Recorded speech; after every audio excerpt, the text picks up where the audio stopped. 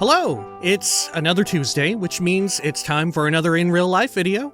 In this one, we're answering yet another, and perhaps the final of a set of 3, gentle viewers submitted questions. We've also accrued quite a few in the process. Feel free to, of course, submit more, and I'll add them to the list as we gently make our way through that list. And as well, we'll work in some other stuff along the way, right? I'm thinking for the next Tuesday, assuming we still have one on Tuesday, it'll be something else aside from a gentle viewer submit question. Anyway, like I said, this week's is submitted by a gentle viewer whose username should be somewhere in the bottom third of the screen right about now.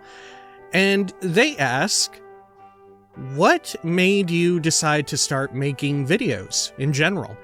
Some folks also ended up writing in before that, more specifically asking questions in that sort of realm about why exactly playthroughs, and we'll save that for another time. I think I think that goes even deeper and will help keep the video length down.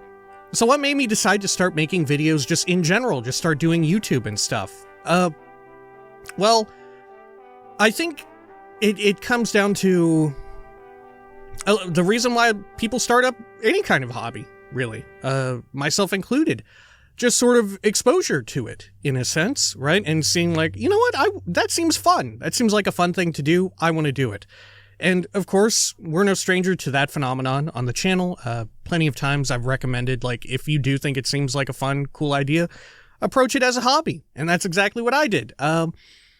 Long ago, I would, of course, playing video games and stuff, chances are you will get exposed to people who have made videos or streams about video games, and thus you see then, like, maybe you're the type of person, you have the type of personality traits or whatever, the right combination to be like, oh yeah, I want to try that, that seems fun, and you just go for it, right? That's how a lot of folks got started into it, I would think, right? Hopefully no one got into it for any more sinister or base reasons, sort of like, I just want to make money or whatever, right? Certainly nowadays, it's probably a bad reason to get started in it. But I would listen to a bunch of podcasts. I would watch videos from other folks. At the time, when I really wanted to get into, when I first realized, oh, I would like to try this. And I did have a stab at it way back when. I think this was... goodness, when I was in high school, I think. Yeah, sometime mid-early high school or whatever. I had listened to fewer and fewer podcasts, and I'd start shifting more toward watching more and more recorded video of people talking about games or just joking around about games and stuff like that. Of that era, a lot of folks who I watched were...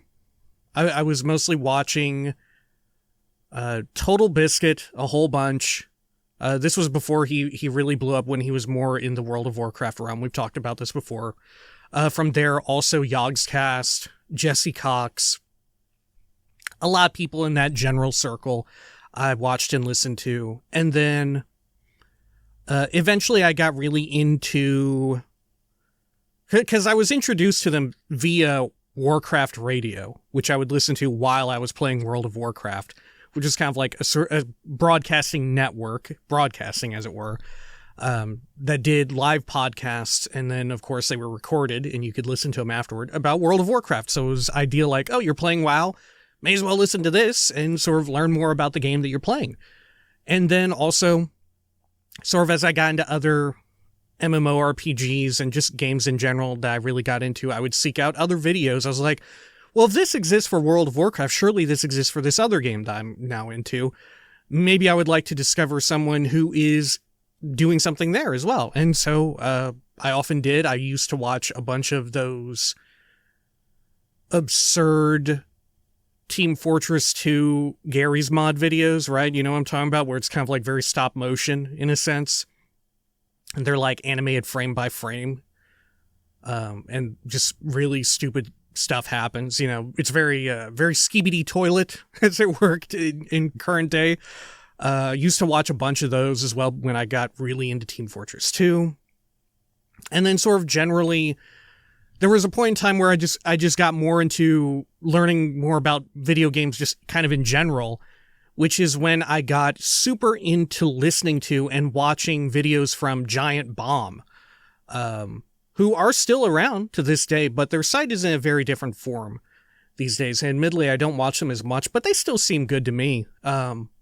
Certainly, I watch a lot of Jeff Grubb of Giant Bomb, but sort of when I got into watching Giant Bomb, if you're familiar to them, this was shortly after, like a year or so prior, or after the death of Ryan Davis, who was one of their founding members. And I did go back and watch a bunch of Ryan Davis's videos, ones in which he starred their quick looks and stuff, which are sort of like, you know, just brief little previews of games.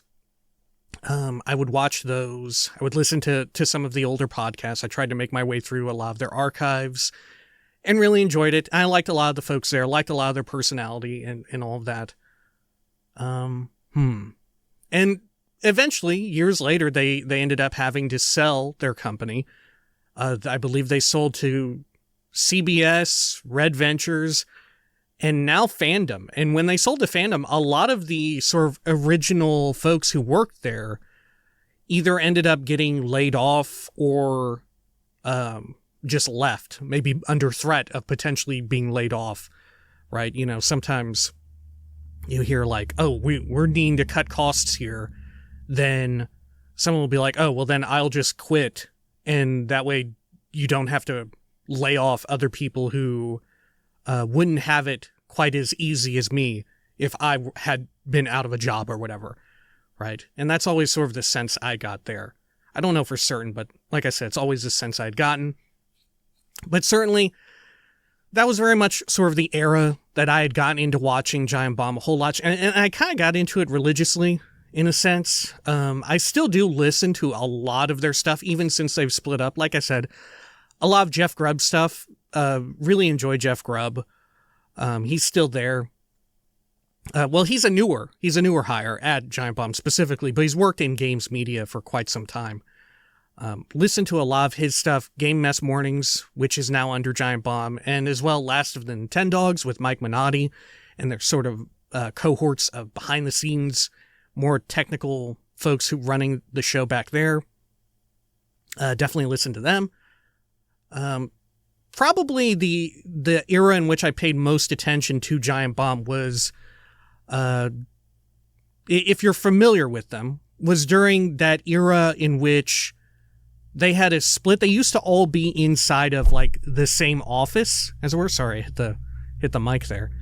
They used to all be in the same office on the west coast of the U.S. And then, for whatever reason, I forget at the time, I think maybe it was due to family or whatever, or just like rising costs in the California, like San Francisco Bay Area or something like that. But Vinny Caravella, as well as Alex Navarro of there, they ended up moving to the East Coast. And I believe Alex was there for a while. And they decided to just form up this Beast Coast, right? Sort of a play on the B in bomb, and then East Coast, right? And I very much enjoyed the ensuing Giant Beast cast. Like I said, a play on Giant Bomb. And it was just like one of my favorite video games podcasts. The vibes were so great. Vinny always bringing so much to the table and sort of enhancing the qualities and stuff of the other hosts. And they would get other folks there too, as folks moved around and whatnot. I believe they had, this was when Austin Walker, who has his own sort of collective of podcasts that he plays a role in or whatever. He does a actual play Dungeons and Dragons. Well, not Dungeons and Dragons specifically. In fact, rarely actual Dungeons and Dragons, but similar tabletop role-playing games. At Friends at the Table, they do, Austin Walker does. Also, what do you call it? A Star Wars podcast, A More Civilized Age, which is really, really good. That's when he sort of came into the picture, and I sort of learned about him. And very obviously, as I'm saying here, I went to go follow him when he eventually left Giant Bomb East, or Giant Bomb in totality. And I listened to him a whole bunch. And it was somewhere around that time that I did officially start making videos in full force. Right, sort of seeing them and sort of just being inspired by what they had done and being like, oh yeah, I wouldn't mind trying this and seeing if I can do anything with it. Oh, and also, lest I forget, I have an old friend, not like a best friend or whatever. We don't keep up that much, but certainly an old long-running friend that I've had since middle school, really. We still do keep in touch, like I said. Epos Vox here has his own channel. And they sort of do, on their main channel, they sort of do this big, I don't know, tech as it pertains to YouTube and streaming, right? And that was undoubtedly sort of an inspiration and certainly a bit of a guide to my own self, sort of making videos, right? Because it was specifically tech help in that regard.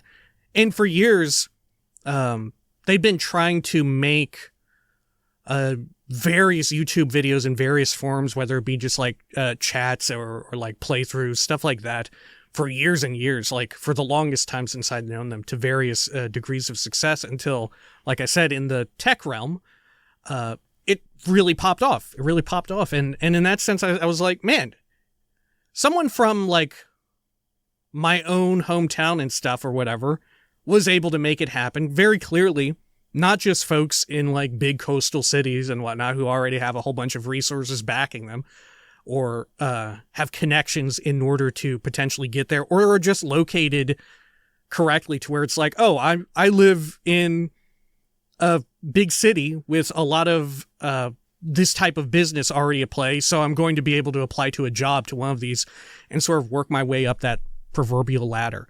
I saw that they had some degree of success, and I was like, you know what, why not? Why not? I'll try too. Why not? And so certainly there was also some degree of inspiration there.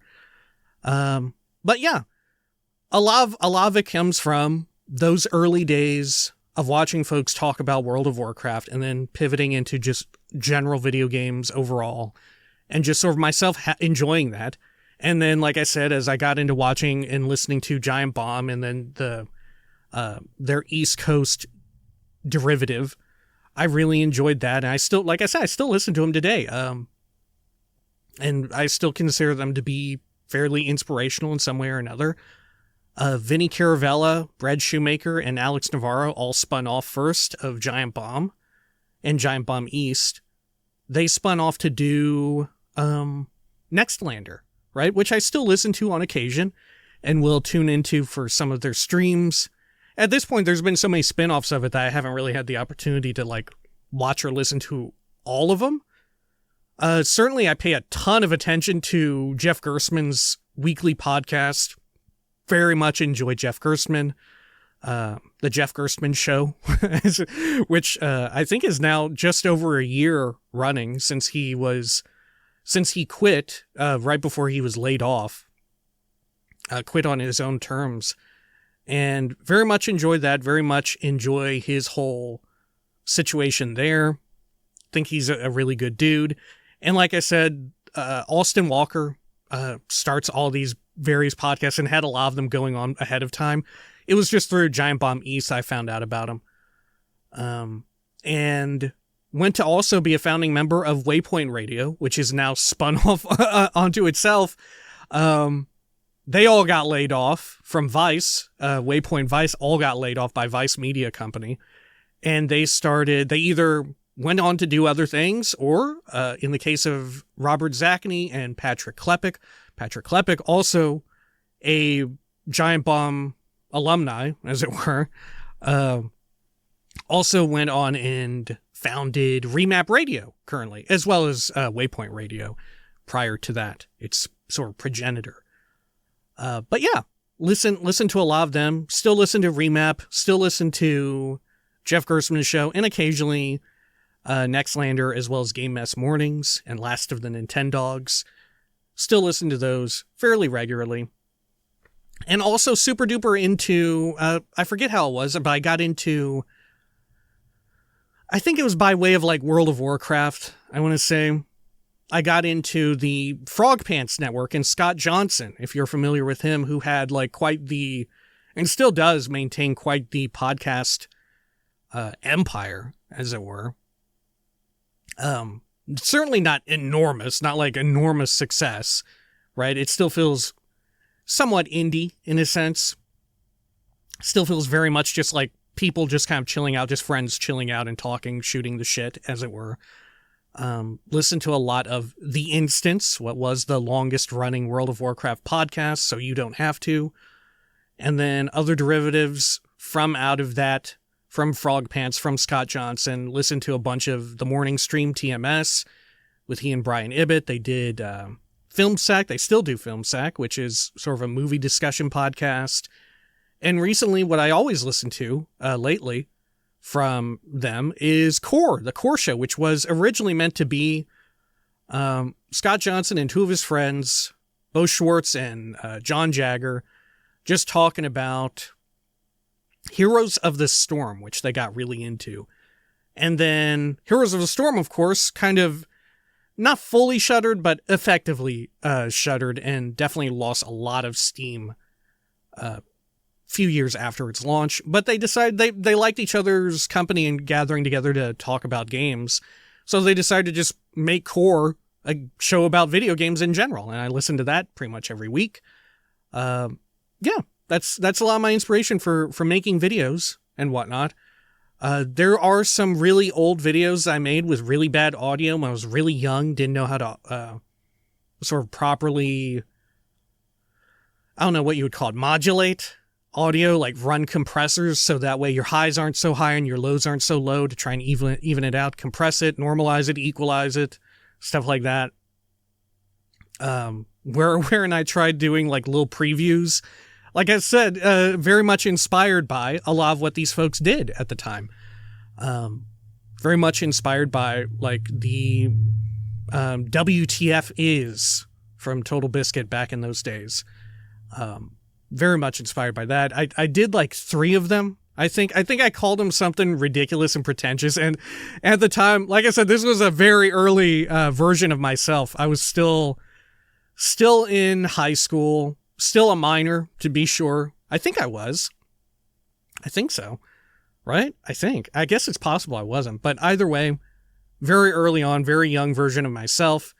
Called them Think and Play, wherein I just sort of off the cuff, almost like a Let's Play, sort of just played a game for about 30 minutes or less, and just kind of like shot the shit about it, and said something really stupid about it, right? And like I said, I was super young and inexperienced at it, and came off as, I would say, incredibly arrogant. But thankfully, no one really saw that. No one really saw any of those. So therefore, it was like sort of a good way to build and look back at that and think, okay, that was sort of the first run, right?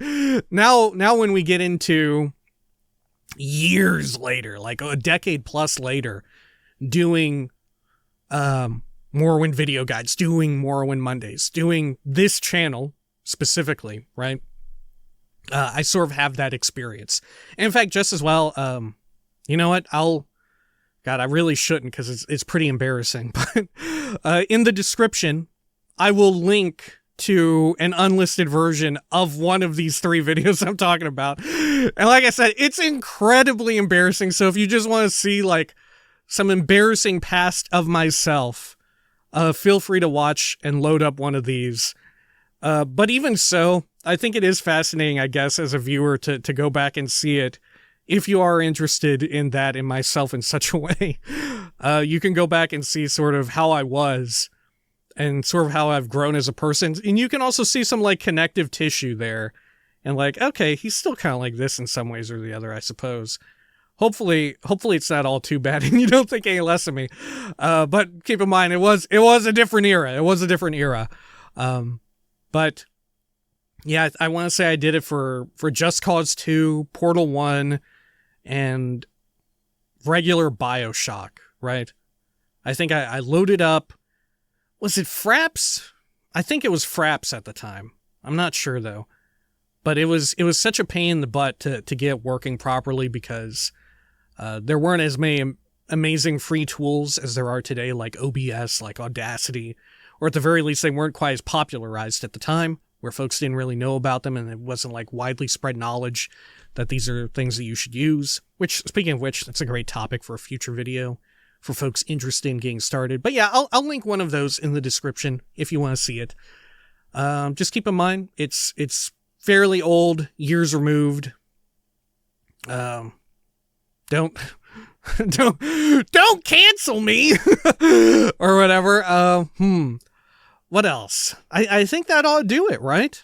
As I said at the start of this, if you have any other viewer submitted questions, like I said, feel free to write them in. I'll add to our ever-growing list which ones I can. That ought to do it. All right. Until next time, please take care of each other.